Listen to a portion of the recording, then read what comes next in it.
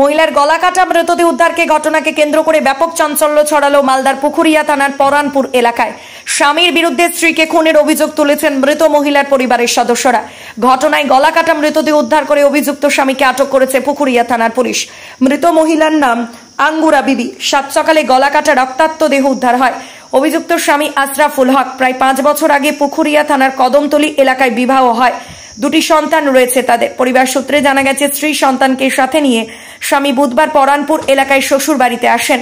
এক সন্তানকে শ্বশুর শাশুড়ির সাথে ঘুমোতে দিয়ে 6 মাসের কন্যা সন্তান স্ত্রীকে নিয়ে একটি আলাদা ঘরে ঘুমান স্বামী। বাথরুমের সামনে গলাকাটা অবস্থায় তাদের মেয়ে পড়ে রয়েছে দেখতে পায় পরিবারের সদস্যরা।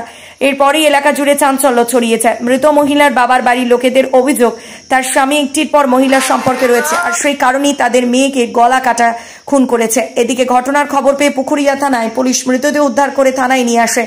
ঘটনা অভিযুক্ত স্বামীকে আটক করেছে পুলিশ, যদিও দেহ ময়না তদন্তে পাঠানো হচ্ছে। ঘটনায় পরিবারের যা অভিযোগ থাকবে সেই অভিযোগের ভিত্তিতে সঠিক তদন্ত হবে বলে জানাচ্ছে পুলিশ প্রশাসন।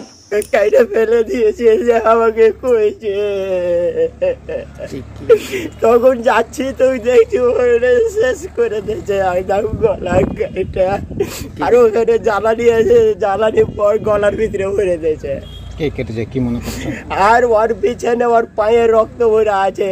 কে কেটেছে কি মনে ওই করছেন? যে আমার জামাই কেটেছে। আমার জামাই পায়ে রক্ত ভরে আছে, পিছনে যে ঘুমেছে। তো জামাইয়ের নাম? তোর রক্তটা পেলো কোথায়? জামাইয়ের কি নাম? আমার জামাইয়ের নাম হচ্ছে আশরাফুল হক। পুলিশ কি ধরেছে? পুলিশ ধরে নিয়ে এসছে। পুলিশ তো বিছান দেখেই ধরে নিয়ে এসছে। না তো আপনার মেয়ে জামাইয়ের মধ্যে কোনো গন্ডগোল?